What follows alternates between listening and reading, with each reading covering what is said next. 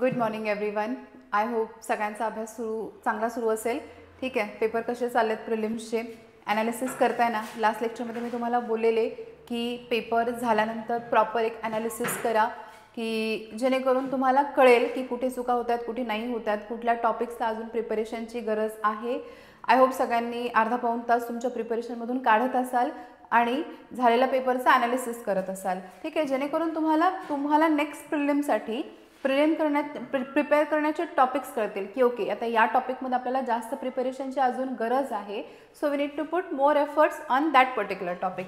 ठीक आहे. एखादा टॉपिक नाही कळत आहे तर बिलकुल पॅनिक होऊ नका. Teachers are here. अतुल ट्युटोरियल्समध्ये येऊन तुम्ही तुमचे डाऊट्स क्लिअर करू शकता.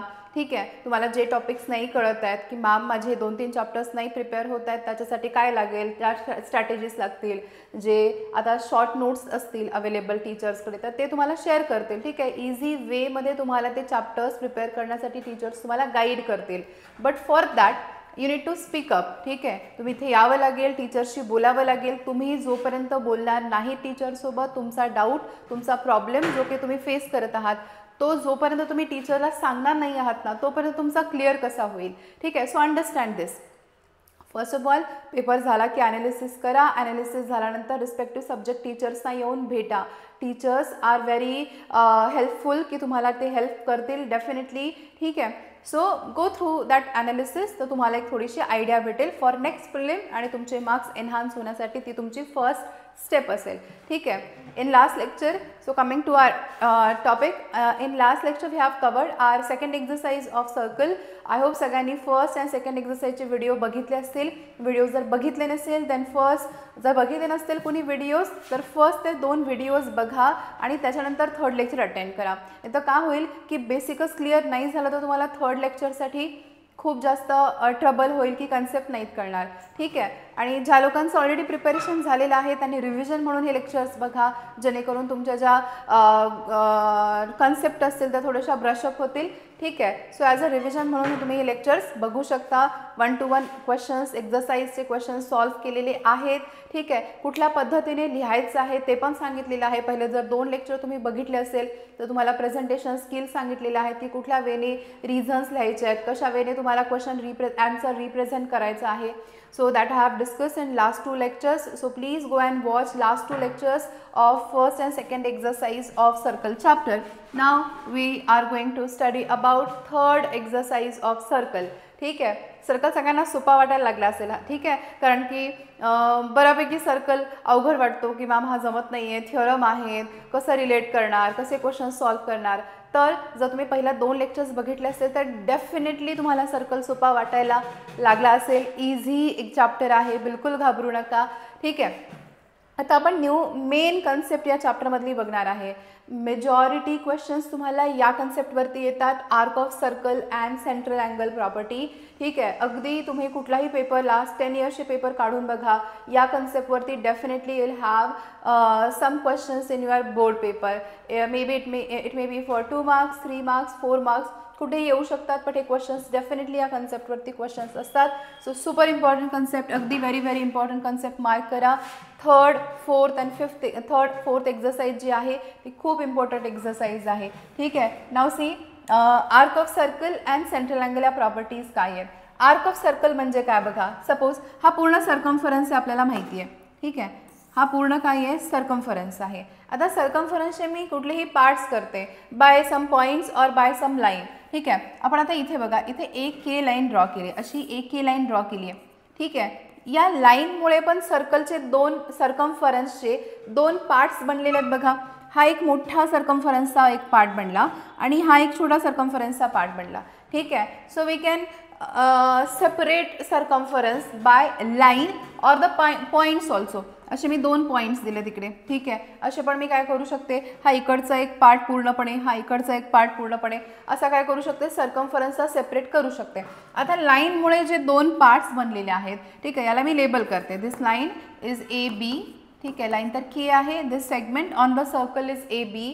ठीक आहे. इकडे एक मी पॉईंट दिला वाय आणि इकडे पॉईंट दिला मी एक्स. ठीक आहे. तर आता बघा सर्कलचा हा एक सर्कम्फरन्सचा एक पार्ट बनलेला आहे, सेपरेट झाला बिकॉज ऑफ दिस लाईन. हा एक सर्कलचा सेपरेट पार्ट सेपरेट झालेला आहे, ठीक आहे. तर याला आपण बोलणार कसं, हा जो पार्ट आहे सर्कल सर्कम्फरन्सचा बिकॉज ऑफ दिस लाईन जो सेपरेट झालेला आहे याला आपण बोलणार arc. Arc A Y K. याला कसं लेबल करणार, A Y B, sorry A Y B. हे तर लाईनचं नाव आहे. 1 मिनिट. ए वाय बी, ठीक आहे. हा एक आर्क आहे ए वाय बी, सर्कम्फरन्सचा पार्ट. आर्क म्हणजे सगळ्यांना कळत आहे का, सर्कम्फरन्सचा पार्ट ए वाय बी. आणि हा वाला या बाजूचा आर्क कुठला होईल, arc A X B. Arc A X B, ठीक आहे. आर्कला तुम्ही ना ए वाय के 3 लेटर्सने पण डिनोट करू शकता आणि आर्कला कधी कधी 2 लेटरने पण डिनोट करतात, म्हणजे ए बी, ठीक आहे. फक्त ए बी बोलल्यानंतर क्लिअर होत नाही ना. आर्क ए बी जर मी असं लिहिलं, आर्क ए बी मी लिहिलं, काही ठिकाणी आपल्या बुकमध्येच लिहिलेले आहेत 2 लेटरचा यूज करून पण आर्कला डिफाईन केलेलं आहे आपल्या बुकमध्ये. पण 2 लेटर लिहिल्यानंतर काय होतं, बऱ्यापैकी क्लिअर नाही होत आपल्याला. ए बी म्हणजे कुठला आर्क, ए बी म्हणजे हा एवढा मोठा आर्क की ए बी म्हणजे हा छोटा आर्क, हा क्लिअर नाही होत आहे. So that's why 3 letter use करा, तुम्हाला आर्क प्रॉपर डिफाईन करता येईल, तुम्हाला कळेल पण की कुठल्या बाजूचा आर्क घ्यायचा आहे. काही काही ठिकाणी आपल्याला 2 लेटर यूज करून पण आर्क सांगितलेले आहेत, ठीक आहे. पण त्या केसमध्ये डायग्राममध्ये डिनोट करू शकता तुम्ही, ठीक आहे. मोर क्लिअरिटीने तुम्हाला जर आर्क डिफाईन करायचे असतील तर 3 लेटर्सने डिनोट करा. जरी डायग्राममध्ये एखादं लेटर नसेल तर स्वतः ॲड करा आणि मग डायग्राममध्ये शो करा. ए वाय बी हा आर्क आहे, हा ए एक्स बी हा एक आर्क आहे. By size also we can denote that हा एक मोठा आर्क बनलाय. आपण याला बोलू मेजर आर्क. मेजर आर्क आणि हा आपला आहे मायनर आर्क. मोठा आर्क म्हणजे काय तर मेजर आर्क, छोटा आर्क म्हणजे काय तर मायनर आर्क. इथं दिलंय बघा. तर याच्यामुळे काय झालं बघा, असे 2 मी काय केले, रेडियस ड्रॉ केला. By the line segment, by radius, by 2 points आपण आर्क सेपरेट करू शकतो. सर्कम्फरन्सचा पार्ट बनवायचा आहे फक्त आर्क म्हणजे. अशा मी 2 रेडियस केला बघा, ओ A and O B.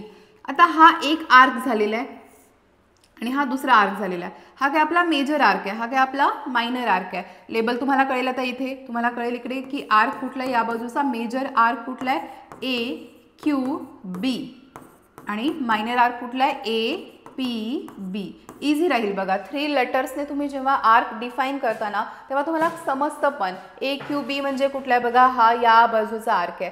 A P बी म्हणजे या बाजूचा आर्क आहे. फक्त आर्क ए बी लिहिला तर तुम्हाला काय कळेल ना की या बाजूचा आर्क आहे का या बाजूचा आर्क आहे, ठीक आहे. तर ही झाली आर्क बद्दलची कन्सेप्ट. आय होप सगळ्यांना क्लिअर झाला असेल. आर्क म्हणजे काय तर सर्कम्फरन्सचे पार्ट्स असतात. Bye the line segment, by the points, by the radius आपण सर्कम्फरन्सचे जे 2 सेपरेट पार्ट करतो, 2 करतो, 3 करतो, डिपेंड्स अपॉन जे डायग्राममध्ये दिलं असेल. सर्कम्फरन्सचे जे पार्ट्स आहेत त्याला बोलतो आपण आर्क, ठीक आहे. आता आपण बघूया सेंट्रल अँगलची प्रॉपर्टी. अगदी सोपी प्रॉपर्टी आहे.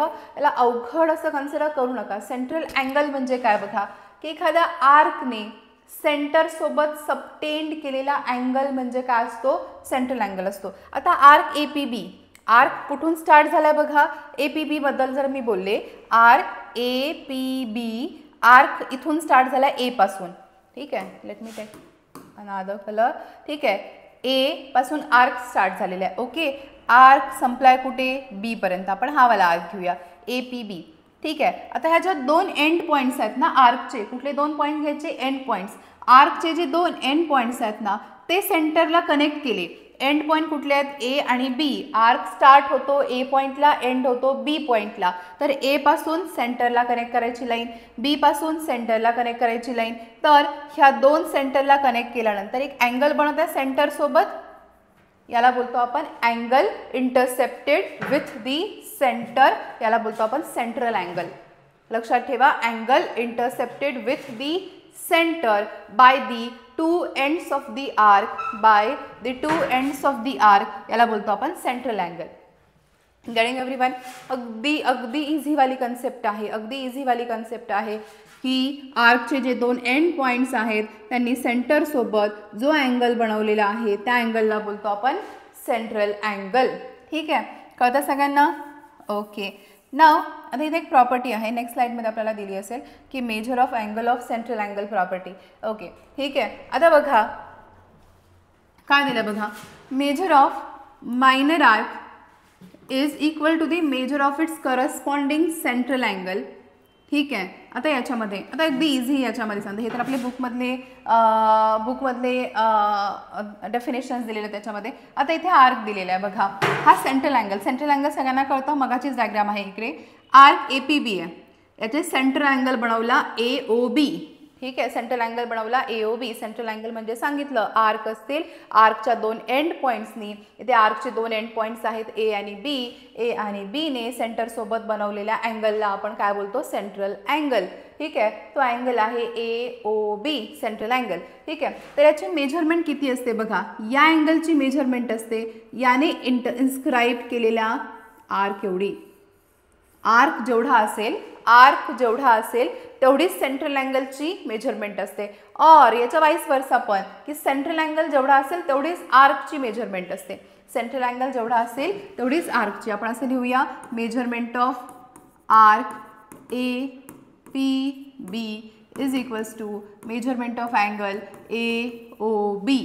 कारण की APB मध्ये कुठला अँगल आहे, AOB. अँगल कळायला पाहिजे, APB मध्ये कुठला अँगल आहे, AOB. इंटरसेप्टेड अँगल कसा काढायचा, आर्कचे 2 एंड पॉईंट्सनी सेंटर सोबत कुठला अँगल बनवलेला आहे, तो आहे आपला सेंट्रल अँगल. तर या सेंट्रल अँगलची जी मेजरमेंट असते ती आर्कच्याच मेजरमेंट एवढी असते, और आर्कची मेजरमेंट तेवढीच असते जेवढी सेंट्रल अँगलची मेजरमेंट असते. कळतंय का, हा कुठला अँगल आहे आपला, हा आहे आपला आर्क. कुठला आहे, मेजर आर्क. हा काय आहे आपला मेजर आर्क. आता सॉरी मायनर आर्क आहे, 1 minute, sorry 1 minute. This is arc.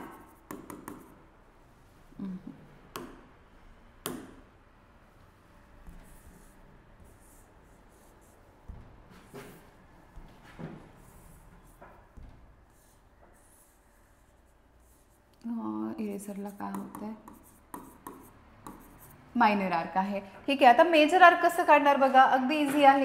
पूर्ण सर्कम्फरन्सची मेजरमेंट किती असते, 360 डिग्री. पूर्ण सर्कम्फरन्सची 360 डिग्री. याच्यामधून हा आर्क जर मायनस केला तर मला मेजर आर्क मिळेल, येस और नो. तर आपल्याला काय मिळेल, major arc is equals to काय येईल, 360 minus minor arc. 360 minus minor arc. कळताय का, की मेजर आर्क म्हणजे काय येईल, 360 minus major of minor arc. कळताय का. ठीक आहे, कारण की पूर्ण सर्कम्फरन्सची मेजरमेंट किती येते, 360. 360 मधून जर मायनर आर्क सबट्रॅक्ट केला तर रिमेनिंग मेजरमेंट कुणाची असेल, मायनर आर्कची असेल.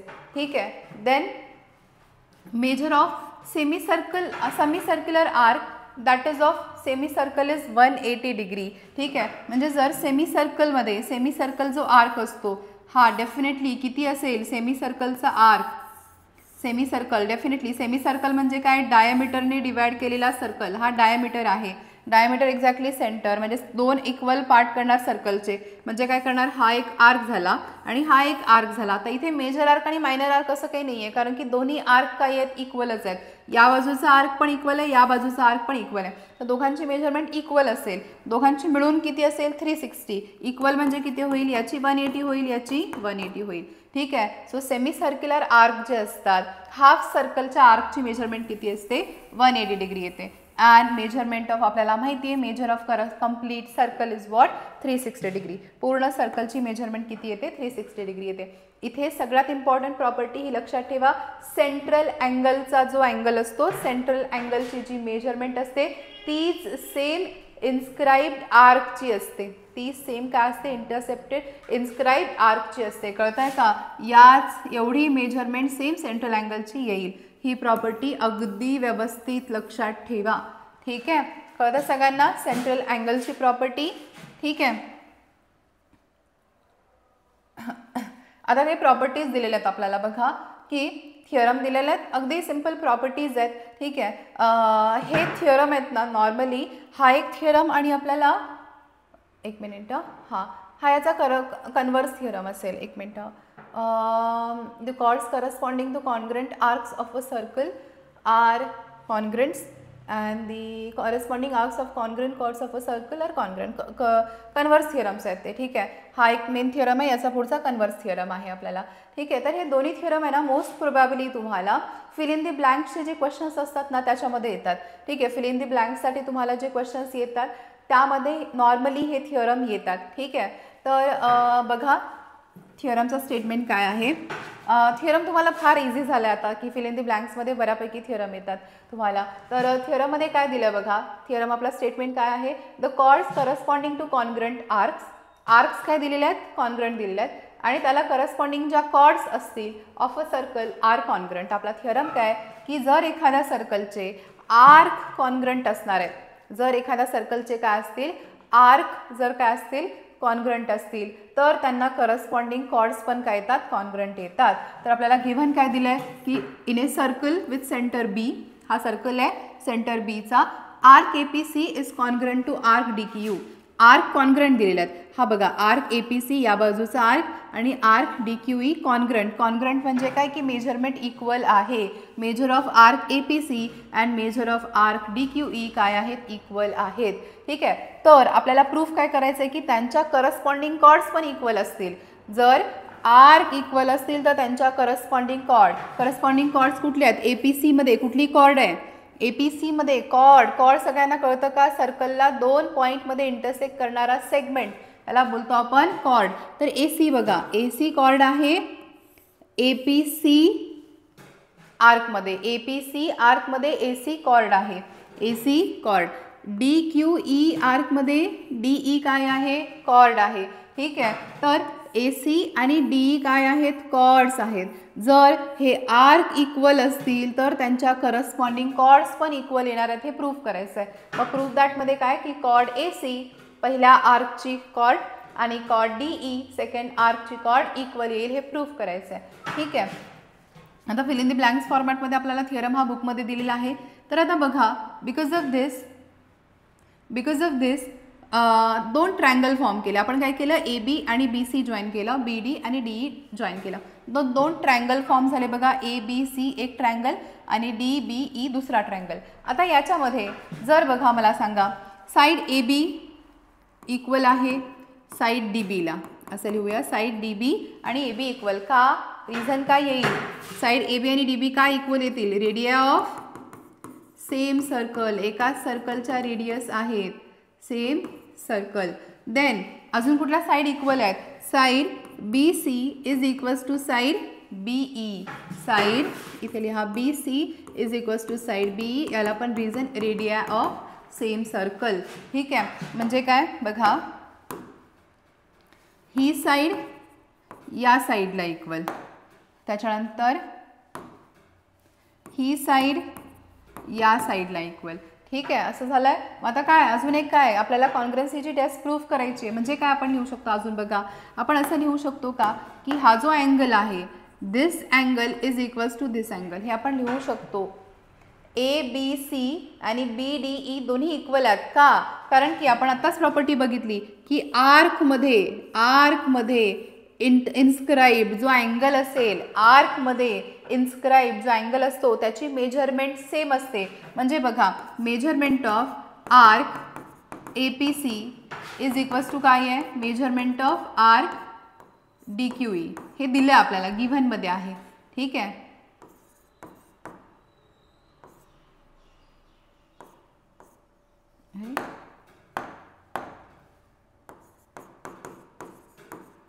हे दिलं आपल्याला की हे आर्क्स इक्वल आहेत.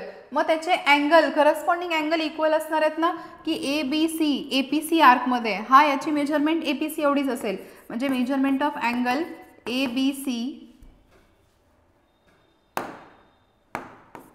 Is equals to measurement of angle काय येईल, D B E. Yes or no, जर आर्क इक्वल असतील, सेंट्रल आर्क इक्वल असतील तर त्यांचे सेंट्रल अँगल पण काय येणार आहेत, इक्वलच येणार आहेत. कारण आर्कची मेजरमेंट तेवढीच या सेंट्रल अँगलची असेल, या आर्कची मेजरमेंट तेवढीच या सेंट्रल अँगलची असेल आणि हे 2 आर्कच इक्वल आहेत तर हे 2 अँगल पण काय येणार आहेत, इक्वल येणार आहेत. सगळ्यांना क्लिअर होतंय का. Therefore angle A B C is equals to angle काय येईल, D B E.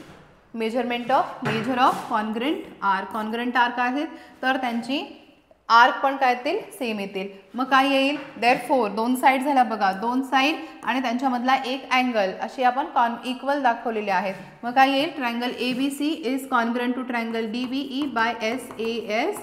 Taste of congruency last इयरला बघितलेलं आहेत, यावर्षी टेस्ट ऑफ सिमिलरिटी बघितलेलं आहेत, त्यामुळे हे फारसं अवघड वाटलं नाही पाहिजे. मग SAS टेस्टमुळे triangle ABC and triangle BDE काय झाले, कॉन्ग्रंट झाले. And therefore remaining parts will be also going to congruent. So therefore जर ट्रायंगल कॉन्ग्रंट असेल तर remaining parts, remaining angles, remaining sides congruent असतात. मग एक साइड राहिली आहे, AC is congruent to DE. Therefore chord AC is congruent to DE. Reason लिहिणार corresponding side of congruent triangle CSCT. Corresponding side of congruent triangle. याप्रमाणे chords काय येतील, equal येतील. Getting everyone. म्हणजे मेन आपल्याला प्रॉपर्टी काय बघितली आपण, प्रॉपर्टी काय होती, प्रॉपर्टी अशी होती की जर आर्क इक्वल असतील तर त्यांच्यामध्ये येणाऱ्या कॉर्ड्स पण काय येणार आहेत, इक्वल येतील. जर आर्क इक्वल असतील तर करस्पॉन्डिंग कॉर्ड्स पण इक्वल येतात. आता याच्या एक्झॅक्टली इनवर्स प्रपोर्शनमध्ये कन्व्हर्समध्ये ना आपल्याला नेक्स्ट थिअरम आहे की जर कॉर्ड्स इक्वल असतील, जर काय असतील, कॉर्ड्स इक्वल असतील तर करस्पॉन्डिंग आर्क पण काय येतात, इक्वल येतात. अगदी कन्व्हर्स आहे. आता आपण काय बघितलं, जर आर्क इक्वल असतील तर कॉर्ड इक्वल येतात. आणि आता काय दिलं की जर कॉर्ड इक्वल असतील तर त्यांचे आर्क पण काय येणार आहे, इक्वल येणार आहेत. ठीक आहे. आता इथं काय दिलं आहे की corresponding arcs of congruent chord दिलेला आहे of a circle are congruent. जर कॉर्ड कॉन्ग्रंट असतील तर आर्क पण कॉन्ग्रंट येते. ठीक आहे. हा आपला कन्व्हर्सवाला प्रॉपर्टी आहे. कन्व्हर्सच्या थिअरमची प्रूफ याची बघायची गरज नाही. ठीक आहे. प्रॉपर्टी फक्त समजून घ्या. जर कॉर्ड इक्वल असतील PQ आणि SR हे कॉर्ड इक्वल आहेत तर त्यांचा इन्स्क्राईब हा वाला इंटरसेप्टेड आर्क पण काय येईल, इक्वल येईल. जर PQ आणि SR इक्वल असेल, PQ आणि RS इक्वल असेल तर आर्क PMQ जो PQ मध्ये आहे आणि आर्क SNR RNS, SNR बोला किंवा RNS बोला, हे दोन्ही आर्क काय येणार आहेत, इक्वल येणार आहेत. कळताय का, कन्व्हर्स थिअरम आणि मेन थिअरम कळाला का सगळ्यांना? आय होप सगळ्यांना क्लिअर झाला असेल.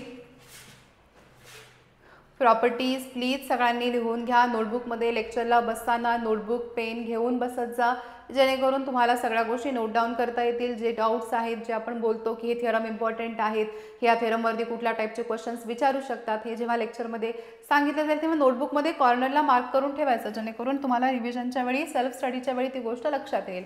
Okay. Now let's start with third exercise 3.3. ठीक आहे. ओके. फर्स्ट क्वेश्चन दिलेला आहे.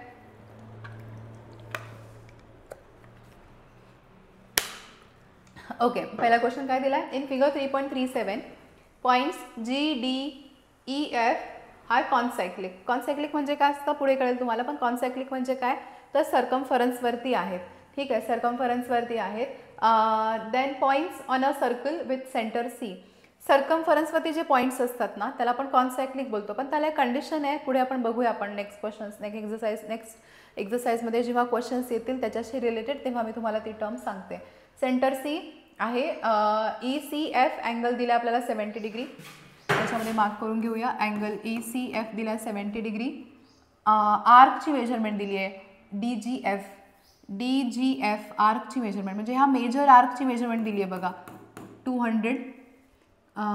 Then measurement of arc DE find out करायचं आहे, आर्क DE फाइंड आउट करायचं आहे. मेजरमेंट ऑफ आर्क DEF हा टोटल आर्क फाइंड आउट करायचं आहे. ठीक आहे. नाव लेट्स सी आपल्याला काय काय दिलं, त्याच्यावरून काय काय लिहू शकतो ते बघा. आता आपण की suppose we have given in diagram we have given angle ECF is equals to 70 degree. आता ECF अँगल कुठल्या आर्कमध्ये बघा, ECF हा सेंट्रल अँगल आहे. EF आर्कमध्ये हा जो EF एवढा आर्क आहे ना, या आर्कमधला सेंट्रल अँगल आहे. म्हणजे ऑब्विसली जर अँगल ECF 70 असेल तर आर्क EF पण किती येईल, 70 येईल. येस और नो, आर्क EF पण किती येईल, 70 येईल. सो आपण असं लिहूया, measurement of angle ECF C 70. So angle ECF is equals to measurement of arc EF is equals to दोघांची व्हॅल्यू काय येईल, 70 डिग्री येईल. का, याला प्रॉपर्टी लिहा, सेंट्रल अँगल प्रॉपर्टी.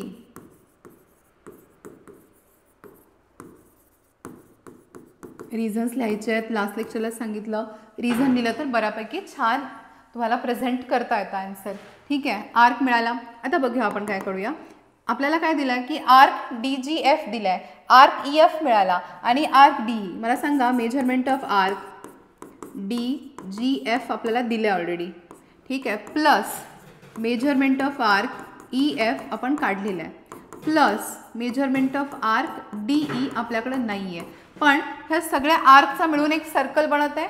यसं नो कुठले कुठले आर्क लिहिलेत बघा. आर्क DGF हा वाला आर्क, EF हा वाला आर्क आणि DE हे सगळे आर्क मिळून एक सर्कल बनत आहे. मग सर्कलच्या सगळ्या आर्कची ॲडिशन किती येते 360 degree.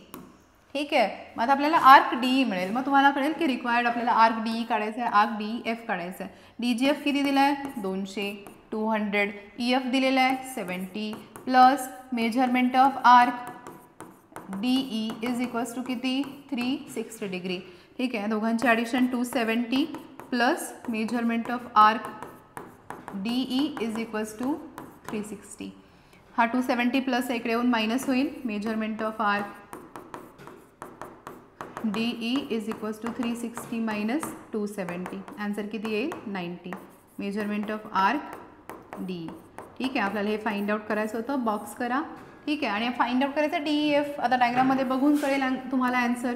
Measurement of arc DEF म्हणजे काय आहे addition of measurement of arc DE plus measurement of arc EF. DE किती मिळाला आपल्याला आत्ताच काढला 90 आणि हा किती दिला आहे 70. किती येईल 160 degree. Measurement of arc therefore measurement of arc DEF is equals to किती येईल 160. आय होप सगळ्यांना क्लिअर झालं असेल. ठीक आहे, क्वेश्चन अगदी इझी आहे, अगदी इझिली मार्क करू शकता, सॉल्व करू शकता. ओरली तर सॉल्व करू शकता तुम्ही. ओरली तुम्हाला कळतं आहे की ओके हा 70 असेल तर हा 70, हा 200, 270 म्हणजे हा राहिलेला 90 असणार आहे. कारण टोटल सर्कम्फरन्सची मेजरमेंट आर्कची किती असते 360 असते.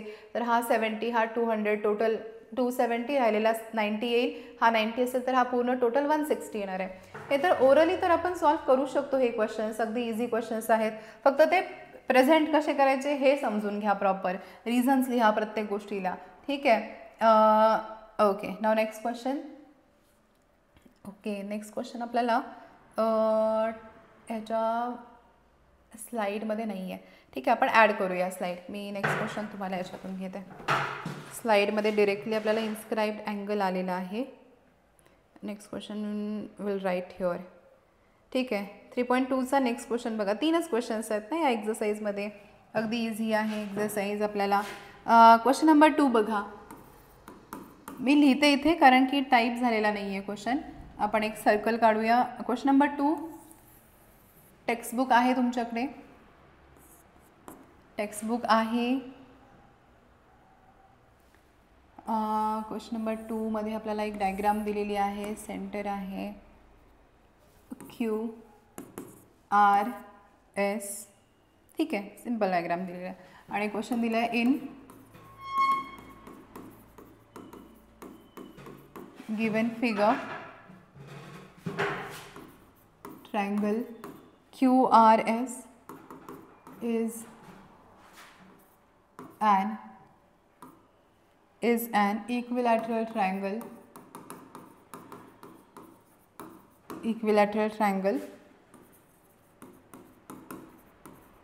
Proof that first proof करायचं आहे arc RS is congruent to arc QS is congruent to arc QR. हे प्रूफ करायचं आहे. अगदी इझी आहे बघा. क्वेश्चन नंबर 2 आपल्याला लिहायचं आहे measurement of arc QRS is equals to 240 degree. Again super easy जमायला पाहिजे, तुम्हाला कळायला पाहिजे. बघा काय दिलेलं आहे आपल्याला की आर्क आपल्याला प्रूफ करायचं आहे. की एक डायग्राम दिली आहे, याच्यामध्ये आपल्याला काय दिलं की QRS is an equilateral triangle. आपल्याला दिला आहे की हा इक्विलॅटरल ट्रायंगल आहे. इक्विलॅटरल ट्रायंगल असेल तर याची मेजरमेंट 60 डिग्री, याची मेजरमेंट 60 डिग्री, याची मेजरमेंट किती होईल 60 डिग्री. ठीक आहे, याची मेजरमेंट 60 60 60 डिग्री होईल. ठीक आहे. तर आता आणि इक्विलॅटरल ट्रायंगलच्या all sides are equal, all sides are equal. ठीक आहे. तर आपल्याला कॉर्डवाली प्रॉपर्टी, अँगलवाली प्रॉपर्टी पण यूज करू शकता, पण सध्या तुम्हाला ना इन्स्क्राइब्ड अँगल थिअरम सेकंड एक्झरसाइजसाठी नाही माहिती आहे. आता हा क्वेश्चन तुम्हाला जर एक्झामला आला तर इट इज नॉट कंपल्सरी की तुम्ही सेकंड एक्झरसाइजच्या बेस सॉल्व्ह करताय की थर्ड एक्झरसाइजच्या सॉल्व्ह करताय की फोर्थ एक्झरसाइजच्या सॉल्व्ह करताय. कारण की ना ही एक्झरसाइज झाल्यानंतर एक थिअरम आहे इन्स्क्राइब्ड अँगलवाला थिअरम. इन्स्क्राइब्ड अँगल थिअरमवरून पण हा क्वेश्चन सॉल्व्ह होतो किंवा इक्वल कॉर्डच्या प्रॉपर्टीने पण सॉल्व्ह होतो. Solve with any method. आपण इक्वल कॉर्डच्या मेथडने सॉल्व्ह करूया कारण या एक्झरसाइजमध्ये इक्वल कॉर्डवाली कन्सेप्ट यूज करायची आहे. ठीक आहे. तर बघा in diagram what we have given, in diagram we have given triangle QRS is an equilateral triangle. हे दिलं आपल्याला. आता इक्विलॅटरल जर ट्रायंगल असेल तर डेफिनेटली सगळे सेगमेंट इक्वल असतील. Segment QR is equals to segment RS is equals to segment QS. आता हे सेगमेंट काय आहेत, कॉर्ड्सच आहेत ना, सर्कलसाठी कॉर्ड आहेत ना. मग कॉर्ड आपली प्रॉपर्टी आहे, जर कॉर्ड इक्वल असतील तर त्यांचे करस्पॉन्डिंग आर्क पण काय येतात, इक्वल येतात. आत्ताच प्रॉपर्टी बघितली आपण. जर कॉर्ड इक्वल असतील तर त्यांचे करस्पॉन्डिंग आर्क काय येतात, इक्वल. RS कॉर्डमध्ये आर्क कुठला आहे, RS. QS कॉर्डमध्ये आर्क कुठला आहे, QS. RQ कॉर्डमध्ये आर्क कुठला आहे, QR. ठीक आहे. तर डेफिनेटली जर तुमच्या कॉर्ड्स इक्वल असतील तर तुमच्या करस्पॉन्डिंग आर्क पण इक्वल येते. मग याच्यामध्ये येईल arc QR is equals to arc RS is equals to arc QS. याला प्रॉपर्टी काय येणार, corresponding arc of congruent chords are congruent. जर कॉर्ड कॉन्ग्रुएंट असतील तर आर्क पण काय येतात, कॉन्ग्रुएंट येतात. आपण प्रॉपर्टी बघितली आता. हा आहे आपला फर्स्ट प्रूफ. किती इझी आहे बघा. फर्स्ट प्रूफ झाला पण आपला, हा झाला फर्स्ट प्रूफ आपला. ठीक आहे. देन सेकंड बघा, सगळे आर्क जर कॉन्ग्रुएंट असतील, सगळे आर्क जर कॉन्ग्रुएंट असतील तर सगळ्यांची मेजरमेंट आपण कन्सिडर करूया. सगळे आर्क जर कॉन्ग्रुएंट असतील तर आपण सगळ्यांची मेजरमेंट अशी कन्सिडर करूया, एक्स आहे. Arc QR plus arc RS plus arc QS is equals to काय येणार, 360 डिग्री येणार. ठीक आहे. 360 येणार. सगळे इक्वल आहेत. मग प्रत्येकाला एक्स कन्सिडर करूया. एक्स प्लस एक्स किती, 360. कारण की सगळे आर्क मिळून एक सर्कल बनत आहे ना. सर्कलची मेजरमेंट किती असते, 360 असते. तर एक्स प्लस एक्स 360 डिग्री किती येईल, 3x is equals to 360. X is equals to किती येईल, 360 डिवायडेड बाय 3. एक्सची मेजरमेंट येईल 120 डिग्री.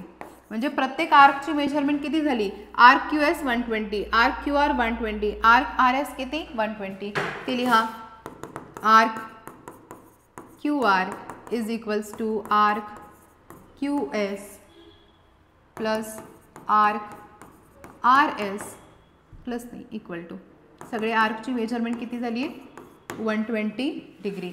मग आता आपल्याला सेकंड प्रूफ करायचं आहे. आर्क QRS काढायचं आहे. बघा कुठला अँगल, कुठला आर्क QRS. मग आर्क QRS काय आहे, आर्क QRS काय आहे ॲक्च्युली, आर्क QR प्लस काय आहे, आर्क RS. सगळे अँगल किती आहेत, 120. आर्क किती आहेत, 120. ॲडिशन किती होईल, 240. देअरफॉर आर्क QRS ची मेजरमेंट किती मिळेल तुम्हाला, 240 डिग्री. इझी आहे ना. ओरली समजायला तर खूप इझी आहे. फक्त लिहायला वे ऑफ रायटिंग कळायला पाहिजे की कुठल्या वेने तुम्ही रिप्रेझेंट करू शकता. ठीक आहे. क्वेश्चन झाल्यानंतर त्याचा स्क्रीनशॉट घ्या आणि नंतर लिहा. वाटल्यास आधी समोर लक्ष द्या. जे लोक रिव्हिजन करतात त्यांनी सायमल्टेनियसली माझ्यासोबत सॉल्व्ह केलं तरी पण चालेल. पण जे लोकांना कन्सेप्टच अजून क्लिअर नाही आहेत सर्कलच्या, ठीक आहे, डिफिकल्टी आहे थोडीशी कन्सेप्ट समजायला, त्या लोकांनी मात्र शिकवताना लिहू नका. त्या लोकांनी सुरुवातीला लक्ष द्या, समोर स्क्रीनशॉट काढून घ्या. ठीक आहे. जी काही स्लाईड आहे त्याचा स्क्रीनशॉट काढून घ्या पॉज करून, आणि मग नंतर तुम्ही लेक्चर झाल्यानंतर लिहू शकता, तेव्हा तुमचे रिव्हिजन पण होईल. ठीक आहे. बट ज्यांचं ऑलरेडी झालेलं आहे they can solve with me also. ठीक आहे. नेक्स्ट क्वेश्चन बघूया आपण. या एक्झरसाइजचे क्वेश्चन्स थोडेसे ना टाईप नाही झालेल्या आहेत. मग आपण हा लास्टचे 2च क्वेश्चन, कारण एक्झरसाईजमध्ये क्वेश्चन्स पण कमी आहेत, 3च क्वेश्चन्स आहेत आय थिंक एक्झरसाईजमध्ये. ठीक आहे, तर बघा 3.3चा थर्ड क्वेश्चन काय दिलेला आहे. एक डायग्राम दिली आपल्याला, सर्कल दिलेला आहे आणि 2 कॉर्ड्स दिलेले आहेत. ठीक आहे, this are not passing through the centre. Centre वेगळा आहे आपल्याला. This chord is AB and this chord is CD, and what we need to prove that in the given figure information काय दिली आहे बघा. in the given figure chord AB is congruent to chord CD. Proof that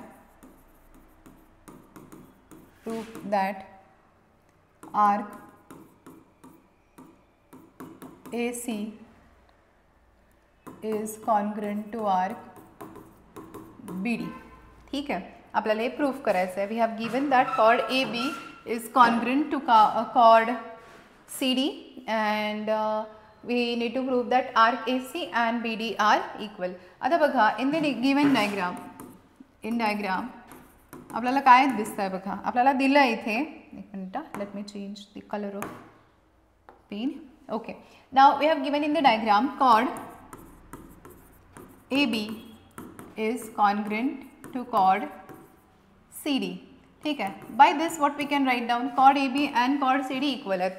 Again same property but what we have used in previous question, that if the chords are congruent then corresponding arcs are also congruent.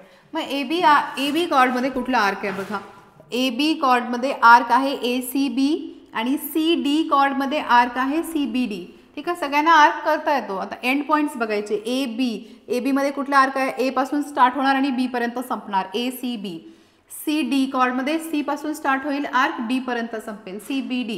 आर्कला label करा proper. So arc equal येतील. जर chords equal असेल तर corresponding arc पण काय असतात, equal. Arc येईल ACB is equals to arc CBD. Arc equal येईल, याला रिझन लिहा, corresponding arc of congruent chords are congruent. ठीक आहे, हे दिलं. आता आर्क ACB म्हणजे काय बघा. Arc ACB is the addition of arc AC plus arc BC. Arc BC. ठीक आहे, त्याच्यानंतर आर्क CBD म्हणजे पण काय, addition of arc BC plus arc BD. ठीक आहे, आता BC दोन्ही साईडला इक्वल टूला काय होईल, कॅन्सल. मग राहील काय, फक्त arc AC is equals to arc काय येईल, BD. ठीक आहे, झाला आपला प्रूफ. किती इझी आहे बघा. 2-3 स्टेपमध्ये जर कन्सेप्ट क्लिअर असेल तर अगदी 2-3 स्टेपमध्ये तुम्हाला आन्सर मिळत आहे. ठीक आहे, सो आय होप सगळ्यांना क्लिअर झाली असेल थर्ड एक्झरसाइज. ठीक आहे, सगळ्यांना क्लिअर झाली असेल थर्ड एक्झरसाइज. अगदी इझी 3च क्वेश्चन्स होते. पण इम्पॉर्टंट कन्सेप्टवरती बेस्ड आहे. सेंट्रल अँगलची प्रॉपर्टी तुम्हाला कळेल या क्वेश्चनमध्ये, या एक्झरसाइजमध्ये. या क्वेश्चन्सची मुळे प्रॅक्टिस होईल त्या प्रॉपर्टीची. सो सेंट्रल अँगल प्रॉपर्टी खूप जास्त इम्पॉर्टंट आहे.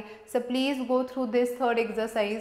सगळ्यांना आय होप कन्सेप्ट क्लिअर झाला असतील. तर याची प्रॅक्टिस करा, रिवाईज करा. All the best for your exam. जसं मी तुम्हाला सुरुवातीला सांगितलं की ॲनालिसिस करत जा, पेपरचं ॲनालिसिस केल्यानंतर तुम्हाला जास्त आयडिया मिळते.